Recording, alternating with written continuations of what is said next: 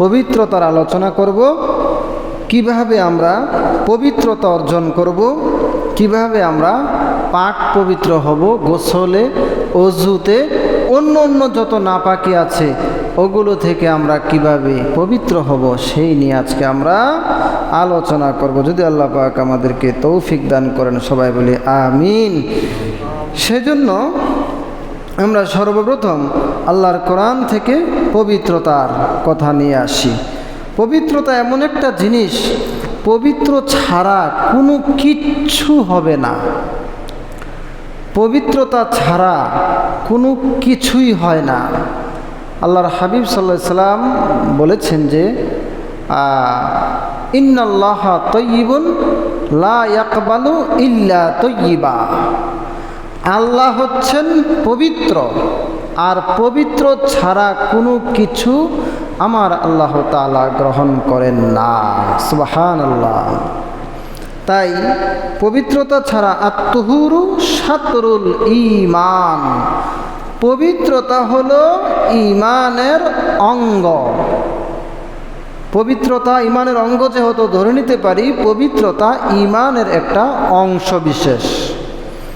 তাই আমাদেরকে পবিত্র সম্পর্কে জানতে হবে। খানা দানা, কাপড় চোপড়, নামাজের জায়গা, তারপরে বস্ত্র, ঘুমানোর বিছানা, নামাজের জায়গা, শরীর, কাপড় চোপড়, এই সবগুলো একটা পবিত্রতার প্রয়োজন আছে। সেই নিয়ে আমরা একটু না জানলে হয় না। আল্লাহ পাক কোরআনে বলেছেন, ইয়া আইয়ুহাল্লাযীনা আমানু ইযা কুমতুম ইলা সলাতি ফাগসিলু উজুহাকুম ওয়া আইদিয়াকুম ইলাল মারাফিকি ওয়ামসাহু বিরুউসিকুম ওয়া আরজুলাকুম ইলাল কাবাইন ওয়া ইন কুনতুম জুনুবান ফাত্তাহহারু ওয়া ইন কুনতুম মারদা আও আলা সাফারিন আও জাআ আহাদুম মিনকুম মিনাল গায়িতি আও লামাসতুমুন নিসাআ ফালাম তাজিদু মাআন ফাতায়াম্মামু সাঈদান তাইয়্যিবান ফামসাহু বিউজুহিকুম ওয়া আইদিয়াকুম। সূরা মায়েদার 6 নম্বর আয়াতে আল্লাহ রাব্বুল আলামিন পবিত্রতা সম্পর্কে আলোচনা করছেন। অজু, গোসল, তায়াম্মুম। মানুষের পবিত্রতার ক্ষেত্রে এই 3টা অপশন, অজু, গোসল, দোনোটার ব্যবস্থা না থাকলে তায়াম্মুম। সুবহানাল্লাহ। এই 3টা নিয়ে আল্লাহ পাক এখানে ওয়াজ করতেছেন। প্রথমে আল্লাহ বলতেছেন যে, কোরআনের আরেক জায়গায় আল্লাহ বলতেছেন যে ইয়া আইয়ুহাল্লাযীনা আমানু, এই ওই আয়াতটা মনে আসতেছে না, যে এই সূরা নিসার মধ্যে আরেক জায়গায় এসছে। যাই হোক, ওইখানে পড়ে যাচ্ছি। এখানে আল্লাহ বলতেছেন, ইয়া আইয়ুহাল্লাযীনা আমানু ইযা কুমতুম ইলা সলাতি, ওহে ঈমানদারেরা, যখন তোমাদের মধ্যে তোমরা নামাজের সময় হয় তখন তোমরা এই উজু করো, মুখমণ্ডল ধৌত করো। উজু হাকুম, মুখমণ্ডল ধৌত করো। তারপরে আল্লাহ পাক আদেশ দিচ্ছেন, তারপরে তোমরা এই ওয়া আইদিয়াকুম ইলাল মারাফিকি, 2 হাতের কনুই সহ ধৌত করো। ওয়ামসাহু বিরুউসিকুম, মাথা মাসাহ করো। ওয়া আরজুলাকুম ইলাল কাবাইনি, পায়ের ঢাকনা পর্যন্ত ধৌত করো। ওয়া ইন কুনতুম জুনুবান, আর যার ভিতরে অপবিত্রতা আছে, পবিত্রতা নাই, গোসলের প্রয়োজন, সে গোসল করে নাও। ফাত্তাহহারু, পবিত্র হয়ে নাও। ওয়া ইন কুনতুম জুনুবান ওয়া ইন কুনতুম মারদা। এরপরে আল্লাহ বলতেছেন, যদি তোমরা অসুস্থ হও, মারদ মানে অসুস্থ, আও আলা সাফারিন, অথবা যদি সফরে থাকো, আও জা আহাদুম মিনকুম মিনাল গায়িতি, অথবা যদি টয়লেট থেকে আসো, পেশাব পায়খানা করে আসো, আউলা মাস্তুমুন নিসা, অথবা যদি স্ত্রী মিলন করো, ফালাম তাজিদু মাআন, যদি তোমরা পবিত্র পানি না পাও ওযু গোসলের জন্য, ফাতায়াম্মামু সাঈদান তাইয়্যিবান, তাহলে পবিত্র মাটি দিয়ে তায়াম্মুম করো। তারপরে আল্লাহ বলছেন ফামসাহু বিউজুহিকুম আইদিয়াকুম, এই তায়াম্মুমের ক্ষেত্রে তোমরা শুধু মুখমণ্ডল মাসা করো আর দুই হাতের কনুই পর্যন্ত মাসা করো। সুবহানাল্লাহ, দুই হাত মাসা করো, মুখমণ্ডল আর দুই হাত। তাহলে আমরা কোরআনের এই আয়াত থেকে অজু পাইলাম, গোসল পাইলাম, তায়াম্মুম পাইলাম, মাথা মাসা করা, অজুর যত নিয়ম কারণ আছে, গোসল, এইগুলো আমরা পেয়ে গেলাম। তারপর তায়াম্মুমের নিয়ম কারণ পেয়ে গেলাম। আমরা এখন এই আয়াতগুলো নিয়ে আলোচনা করব। এই আয়াতের ব্যাখ্যায় তা বুখারী শরীফের মধ্যে এসছে যে আম্মাজান আয়েশা রাদিয়াল্লাহু তাআলা আনহু তায়াম্মুমের আয়াতের ব্যাখ্যায় আম্মাজান আয়েশা রাদিয়াল্লাহু তাআলা আনহা বলছেন, আমরা একবার সফরে যাইতে সময় আমার গলার হারটা হারাই ফেলাইলাম, মানে মা আয়েশার গলার মালা হারিয়ে ফেলেছে। তো আমরা কাফেলা নিয়ে চলে যাচ্ছিলাম, এমন সময় গলার হার যখন হারিয়ে গেছে আমরা থেমে গেলাম। থামার পর লোকজনকে আল্লাহ রাসূল পাঠাইল যেই পথে এসেছি ওই পথে তালাশ করার জন্য। তো এখন ওই পথে তালাশ করতে গিয়ে একদল লোকের জোহরের বা যে কোনো একটা নামাজের ওয়াক্ত হয়ে গিয়েছে। হওয়ার পরে এখন তারা না কারো অজু ছিল, কারো অজু ছিল না। এখন তারার মধ্যে কেমন কোনো মাসালা জানাও ছিল না, ফায়সালা ছিল না, পানিও নাই অজু করার জন্য।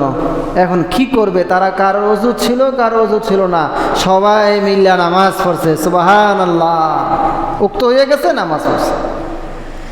তারা ফিরে এসে বলল, ইয়া রাসূলুল্লাহ, আমরা যখন আম্মাজান আয়েশার গলার মালা খুঁজতে গেলাম, গিয়ে দেখি সময় হয়ে গেল, জোহর নামাজের ওয়াক্ত হয়ে গিয়েছে।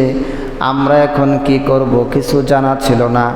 কারোর অজু ছিল, কারোর অজু ছিল না, পানিও ছিল না। আমরা কি করব? সবাই মিলে নামাজ পড়েছি। সুবহানাল্লাহ। ওই মুহূর্তে আল্লাহ রাব্বুল আলামিন এই আয়াত নাযিল করলেন, ওয়া ইন কুনতুম মারদা আও আলা সাফারিন। এই আয়াত আল্লাহ রাব্বুল আলামিন নাযিল করে মানুষকে তিনি সতর্ক করলেন, বুঝিয়ে দিলেন, তায়াম্মুমের আয়াতটা নাযিল করে দিলেন। সুবহানাল্লাহ। তায়াম্মুমের আয়াতটা এই কারণে নাযিল কইরা জানাইয়া দিল, যদি তোমাদের মধ্যে কেউ অসুস্থ থাকে, যদি তোমাদের মধ্যে কেউ মুসাফির হও, যদি তোমাদের মধ্যে কেউ স্ত্রী মিলন করে, যদি তোমাদের মধ্যে কেউ টয়লেট থেকে আসো, তাহলে যদি ফালাম তাজিদু, যদি যদি পানি না পাও, তাহলে পবিত্র পানি ধারা, পবিত্র মাটি দিয়ে তায়াম্মুম করে নাও। সুবহানাল্লাহ। এইভাবে তায়াম্মুমের আয়াতটা নাযিল হইল। তায়াম্মুম হলো যেইখানে পানি আছে ওইখানে তায়াম্মুম করলে তায়াম্মুমও হবে না, নামাজও হবে না, ওইখানে অজু করতে হবে। আর তায়াম্মুমের আরও অনেক নিয়ম আছে। তায়াম্মুম হলো পবিত্র মাটির মধ্যে আপনি হাত মারবেন, দুই হাত মেরে মুখে মুছা দিয়ে দিবেন একটা, শেষ। আর তায়াম্মুম করতেছেন অজুর জন্য, তো আপনি নিয়ত করলেই চলবে যে আমি অজুর জন্য তায়াম্মুম করছি। এই হাত মেরে মুখে মুছা দিয়ে দিলেন, তারপরে আরেকবার হাত মেরে দুই হাত মুছা দিয়ে দিলেন, মাসাও করলেন, বাস তায়াম্মুম হয়ে গেল। সুবহানাল্লাহ। আর পানি থাকলে তায়াম্মুম জায়েজ হবে না। অসুস্থ হলে এমন যদি হয় যে পানি লাগাইলে আরও অসুস্থ হবে, ওই মুহূর্তে তায়াম্মুম বৈধ। অথবা আপনি মুসাফির, এমন জায়গায় আছেন যেখানে পানীয় শর্ট, আপনি মুসাফিরও, আপনার জন্য তায়াম্মুম বৈধ হবে। তারপরে পানি যদি না পান তাহলে তায়াম্মুম বৈধ হবে। কমপক্ষে ওই কয়েক কিলোমিটারের একটা মাপ আছে ওই সময়। তো যাই হোক, বাংলাদেশে বেশিরভাগ নদী সম্পূর্ণ এলাকা, নদীমাতৃক এলাকা, বেশিরভাগে পানি আছে। পানি নাই এমন জায়গা খুব কম আছে, হয়তো সিলেট অঞ্চলে হয়তো আছে, কিন্তু তাও খুব কম। পানি এখন মোটামুটি সব জায়গায় আছে। পানি পাওয়া যাওয়া পর্যন্ত আমাদের তায়াম্মুমের কোনো ভিত্তি থাকবে না। যাই হোক, আল্লাহ বলতেছেন গোসলের কথা, অজুর কথা, তায়াম্মুমের কথা। তায়াম্মুমটা জেনে নিলাম, এবার জানবো আমরা গোসলের তিনটা ফরজ। কয়টা? তিনটা। একটা হইল প্রথমে গিয়ে গড়গড়ার সহিত কুলি করা, গোসলখানায় যাবেন, গিয়ে গড়গড়ার সহিত কুলি করবেন।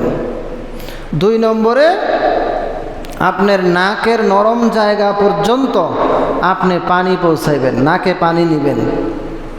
2 নম্বর গেল। 3 নম্বরে মাথা থেকে পায়ের তলা পর্যন্ত সুন্দরভাবে উত্তম রূপে ধৌত করবেন, গোসল করবেন, পানি ঢালবেন, যাতে একটা চুলও শুকনা না থাকে। এই সময় হাতের ঘড়ি মড়ি, শরীরের বাত, চামড়ার বাত, চোখ মুখ যা সেগুলো নেড়ে, দাড়ি নেড়ে মেরে, তারপরে চুল নেড়ে চেড়ে, হাত আলগি দিয়ে তারপরে পানি মারতে হবে, যাতে সর্বত্র পানি প্রবেশ করে। এটা হলো গোসল। আর এটা হলো প্রসিদ্ধ কথা হলো, আপনি গোসলখানায় গিয়ে একবারে পরিপূর্ণ অজু করে ফেলবেন, সুন্নাত।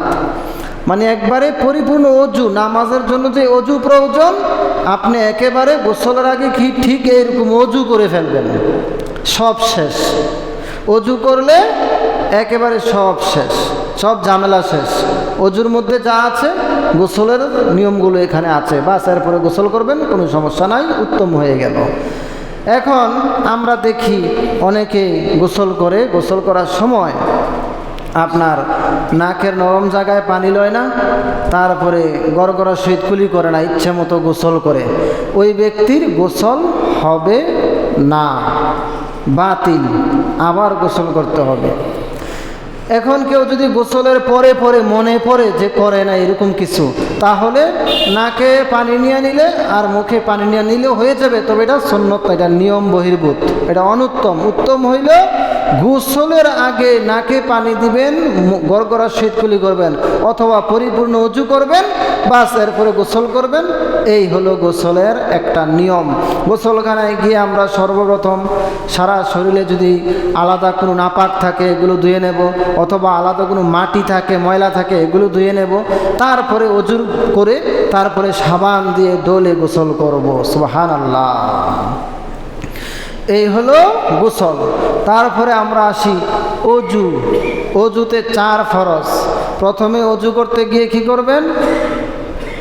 2 হাত ধুয়ে, এটা ফরজ না, 2 হাত ধুয়ে সর্বপ্রথম আপনারা গড়গড়ার সহিত কুলি করবেন।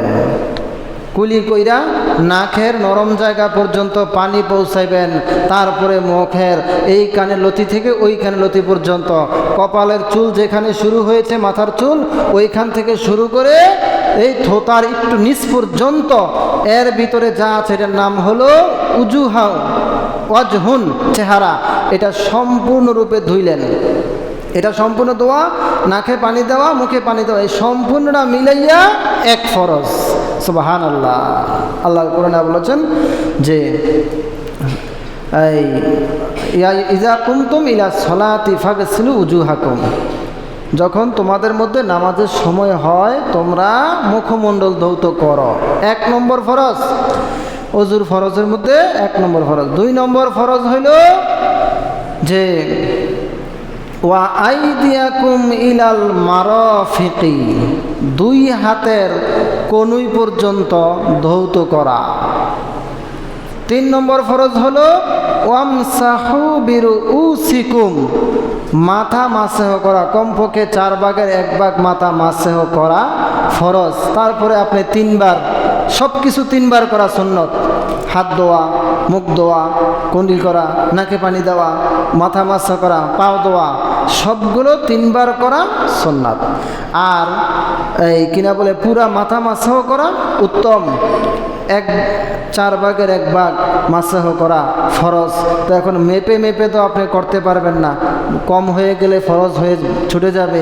এজন্য পুরা মাথা আপনি মাসাহ করে দিবেন, 2 হাত পানি নিয়ে পানি ঝাড়া দিয়ে ফেলে মাসাহ করে দিবেন। এটা হলো 3 নম্বর।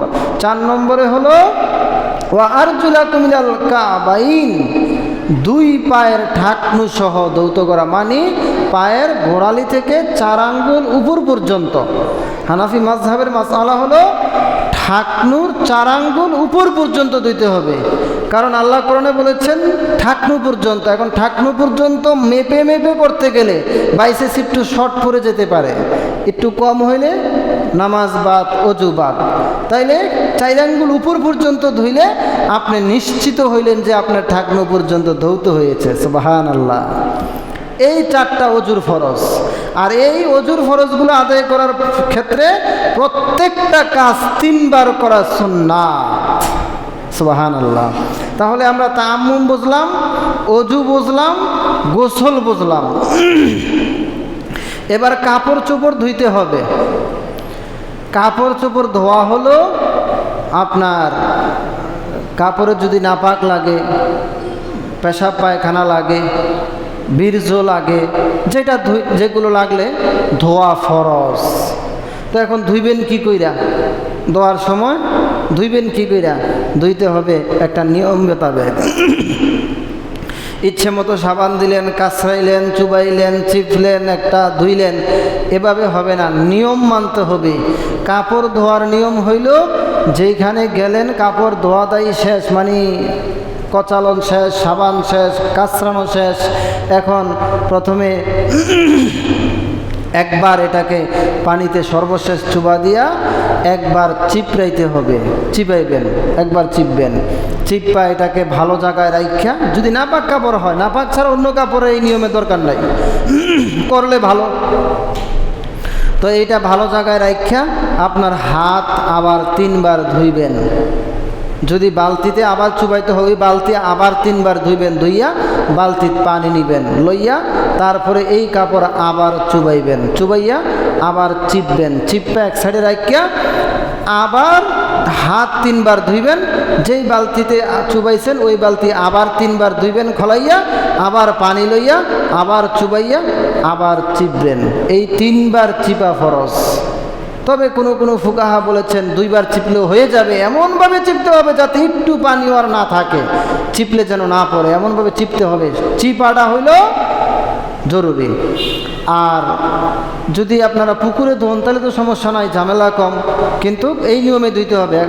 একবার ধুইয়া চিপা এক সাইডে রাখিয়া 3 বার হাত ধুইবেন, আবার চুবাইয়া হাত ধুইয়া চিপা এক সাইডে রাখিয়া আবার 3 বার হাত ধুইবেন। এইভাবে করতে হবে। কাপড়, নাপাক কাপড় এইভাবে ধুইতে হবে। কোনো কাপড়ে নির্দিষ্ট স্থানে পেশাব পায়খানা ময়লা লাগছে, যদি অন্য জায়গায় না লাগে আপনি নিশ্চিত হন এই জায়গাটাকে আলাদাভাবে ধুয়ে নিলে চলবে।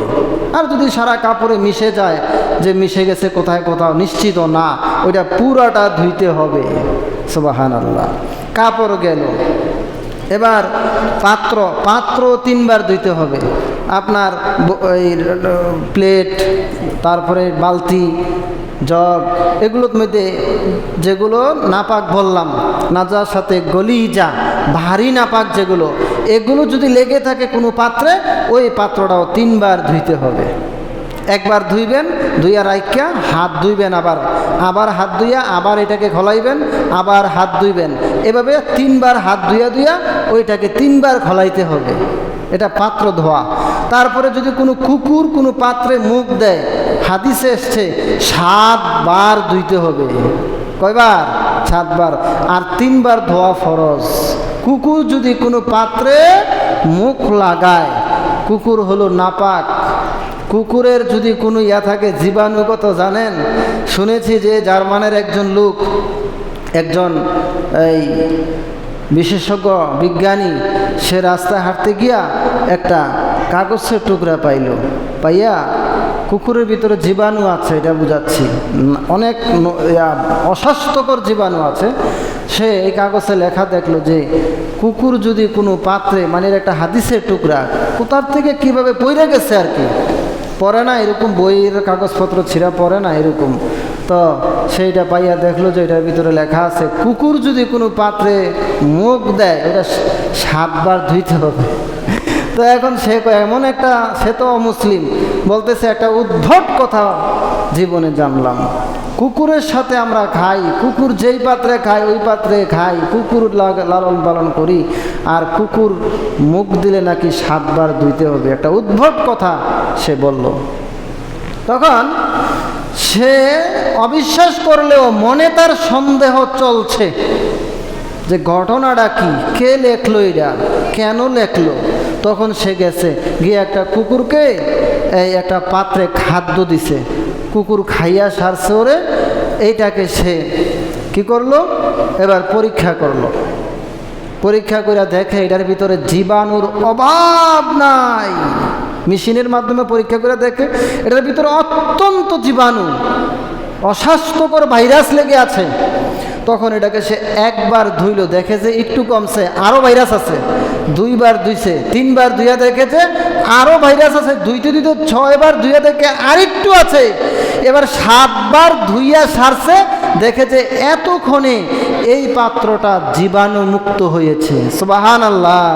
১৫০০ বছর আগে আল্লাহর আখিরি নবী, নবী কুলের সম্রাট, দুজাহানের বাদশাহ নবী যেই নিয়মগুলো আমাদেরকে দিয়ে গিয়েছেন, এই প্রত্যেকটা নিয়ম স্বাস্থ্যকর বিষয়, একেবারে স্বাস্থ্যকর। এবং বর্তমান বৈজ্ঞানিকদের আলোকে আবিষ্কারের সাথে মিলে দেখি বৈজ্ঞানিক তথ্য আমার নবী ১৫০০ বছর আগে অ্যাডভান্স করে আমাদের মধ্যে দিয়ে গিয়েছেন। সুবহানাল্লাহ। এবং কুকুরে কোনো কাপড়ও যেন মুখ না দেয়, কাপড়গুলো উপরে দিবেন, উপরে, যাতে কুকুরের শরীর না লাগে। কুকুর যদি কোথাও ঢুকে যায়, এই ধরেন একটা মসজিদে ঢুকে গেছে, তখন যদি হুকুম আছে অনেক, মেশকাত শরীফ কিতাবুত তহরাতের মধ্যে এই ব্যাখ্যাগুলো আছে। এই কুকুর যদি কোনো মসজিদে ঢুকে যায়, ১৫০০ বছর আগে আল্লাহ রাসূলের যে মসজিদ ছিল এটার মধ্যে কুকুর আসা যাওয়া করতো, মানে বাঙ্গা বেড়া টেরার মসজিদ, তো অস্থায়ী মসজিদ। তখন কেমনে কি করব? তখন এই বিছানা ছিল অথবা মাটি ছিল, এখানে হুকুমটা একটু পাতলা করা হয়েছে। পাতলা করা হয়েছে কেন? যে কুকুর যদি ভিজা শরীরে কোনো মসজিদে ঢুকে, ওই মসজিদে ধুইতে হবে, ওই ঘর ধুইতে হবে, একেবারে ধুইতে হবে। কারণ ভিজা শরীরে সে ঢুকছে, টেবায়া টেবায়া পানি পড়ছে, হয়তো ফোড়া পড়ছে। আর যদি নাপাক শরীর নিয়ে শুকনো অবস্থায় ঢুকে, নাপাক আছে পায়ে, তাই তো ধুইতেই হবে। তবে যদি শুকনা শরীরে কোনো নাপাকও নাই, আবার শুকনা শরীরে ঢুকে পড়ে, ওই ক্ষেত্রে কিছু ছাড় দেওয়া আছে। মুচ্ছা টুচ্ছা নিলেও চলবো, কিছু ছাড় দেওয়া আছে, কিন্তু তারপরও আমরা ধুয়ে ফেলা উত্তম। কুকুর হইতে সাবধান, এটা একদম নিকৃষ্ট প্রাণী, এটা একবারে নাপাক একটা প্রাণী, এদের খাদ্য নাপাক। আর কুকুরের কামড় দিলেও তো দেখেন না বিষাক্ত হয়ে যায়। তাই কুকুরের সব কিছু থেকে সাবধান, মুখ, তার আক্রমণ, তার সব কিছু থেকে আমরা নিজেদেরকে সেফ রাখবো। আল্লাহ রাব্বুল আলামিন আমাদেরকে কবুল করুন, সবাই বলি আমিন। যাই হোক, আল্লাহ তাআলা কোরআনের, এবার আমরা হাদিসগুলো বলে দেই, সরাসরি মাসালাগুলো জানলাম। আল্লাহ রাসূল সাল্লাল্লাহু আলাইহি ওয়াসাল্লাম হাদিসে বলছে, বুখারী শরীফের হাদিস, কিতাবুত তাহারাতের, লা তুকবালু সলাতু মান আহদাসা হাত্তা ইয়াতাওয়াদ্দা। যার হদস হয়েছে সে যদি ওযু না করে তার নামাজ হবে না। হদস মানে পেশাব পায়খানা রাস্তা দিয়ে যেই বাতাস বের হয়, ওইটাকে বলা হয়েছে। সে যদি ওযু না করে তার নামাজ হবে না। আরেক নম্বর হলো তিরমিজি শরীফের 1 নম্বর হাদিস, লা তুকবালু সলাতুম বি গায়রি তুহুর ওয়ালা সাদাকাতুম মিন গুলুল। ওযু গোসল ছাড়া নামাজ হয় না, হারাম মাল আল্লাহর রাস্তায় কবুল হয় না। হাদিস, আল্লাহ রাসূল বলেছেন যে ওযু গোসল ছাড়া, পবিত্রতা ছাড়া নামাজ হয় না, হারাম মাল আল্লাহর রাস্তায় কবুল হয় না। তাহলে হারাম মাল আল্লাহর রাস্তায় গ্রহণযোগ্য না। ইন্নাল্লাহা তাইয়্যিবুন লা ইয়াকবালু ইল্লা তাইয়্যিবা। আল্লাহ পবিত্র, আর পবিত্রতাই তিনি পছন্দ করেন। ইন্নাল্লাহা জামিলুন ইউহিব্বুল জামাল। আল্লাহ সুন্দর, আর সুন্দরকেই তিনি পছন্দ করেন। আমরা সুন্দর বুঝলাম না, তাই আমরা যেমন তেমন কাপড় পরে নামাজে চলে আসি। এই নামাজ জুমার দিন সর্বোন্নত পোশাক, পবিত্র পোশাক, সুন্নতি পোশাক, আতর সুগন্ধি, এগুলো লাগাইয়া যদি আমরা নামাজে আসি, আল্লাহ বলেছেন খুযু যিনাতাকুম ইনদা কুল্লি মসজিদ। তোমরা পবিত্র সুন্দর সুন্দর পোশাক পরে নামাজ পড়ো। সুবহানাল্লাহ। তাহলে আমরা এই নামাজের জন্য উত্তম পোশাকগুলোকেও বাছাই করে নেব। তারপর একটা হাদিসের মধ্যে এসেছে যে এই ইস্তানজিহু আনিল বাউলি ফা ইন্না আম্মাতা আযাবাল কবরি মিনহা। হাদিসে এসছে বহু তোমরা পেশাব পায়খানার নাপাক থেকে বেঁচে থাকো, বিশেষ করে কারণ বহু কবর আছে সেখানে আযাব হয় একমাত্র এই পেশাব পায়খানার নাপাক থেকে না বাঁচার কারণে। আল্লাহ রাসূল দুইটা কবরের পাশ দিয়ে যাচ্ছিল, যাওয়ার সময় দেখলো দুইটা কবরে আযাব হইতেছে। তিনি ঘোড়া থেকে নেমে তিনি বললেন দুইটা খেজুরের ডালা আনো। খেজুরের দুইটা ডালা এনে এই কবরের মধ্যে পুঁতে দিয়েছে। তাদের আযাবগুলো আল্লাহ ক্ষমা করে দিয়েছে। তাদের দোষ ছিল তারা চগলখুরি করতো। একজন চগলখুর ছিল, মানে এই জনের কথা ওই জনের কাছে নিয়ে পৌঁছাইতো, একে বলে চগলখুর, সে জাহান্নামী, হাদিসে এসছে। আরেকজন পেশাব পায়খানার নাপাক থেকে সে বাঁচত না, ছিটকা ছিটকা পেশাব পায়খানা ইসা উপরে পড়তো, এগুলো সে খেয়াল করতো না। তাই পেশাব পায়খানার নাপাক থেকে খুব সাবধান আমরা বেঁচে থাকতে হবে, না হয় নামাজ রোজা কিচ্ছু হবে না। কাপড় চোপড় আলাদা, বাচ্চারা যে পেশাব করে যে ও চোখি খাট ওইটাকে সম্পূর্ণ আলাদা। ওই বাচ্চাদের সাথে ঘুমানোর সময় যে পেশাব পায়খানাওয়ালা বিয়াটা আপনি মুচ্ছা দিছেন, মুছলে পবিত্র হয় না, ডাইরেক্ট পানি ঢাইলা ধুইলে পবিত্র হয়। তো ওই জায়গায় মুচ্ছা দিছেন, ঘরে পেশাব করে দিছে, আপনি কি করছেন একটু মুছা দিয়া দিছেন, এটা পবিত্র হয় নাই। অজু করে আইয়া এখান দিয়ে পারাইয়া নামাজের মুসলায় গেছেন, পাও নাফাক, আপনি নাফাক, যে মুসল্লায় পাড়া দিছেন ওই মুসল্লাও নাফাক। তাই পেশাব করলে সাথে সাথে অল্পের বেশি ছড়ার আগেই 3 বার পানি ঢেলে এই জায়গাটা ধুয়ে দিতে হবে, তা হইলে পবিত্র হবে। যাই হোক, আমরা এই পবিত্রতার বিষয়গুলো খেয়াল রাখবো। আল্লাহ তাআলা আমাদেরকে এই পবিত্রতা অর্জন করার তৌফিক দান করুক, সবাই বলি আমিন। যারা পরে আসছেন কাবলাল জুমা 4 রাকাত আদায় করুন, সুন্নতে মুআক্কাদা। আসসালামু আলাইকুম ওয়া রাহমাতুল্লাহি ওয়া বারাকাতুহু।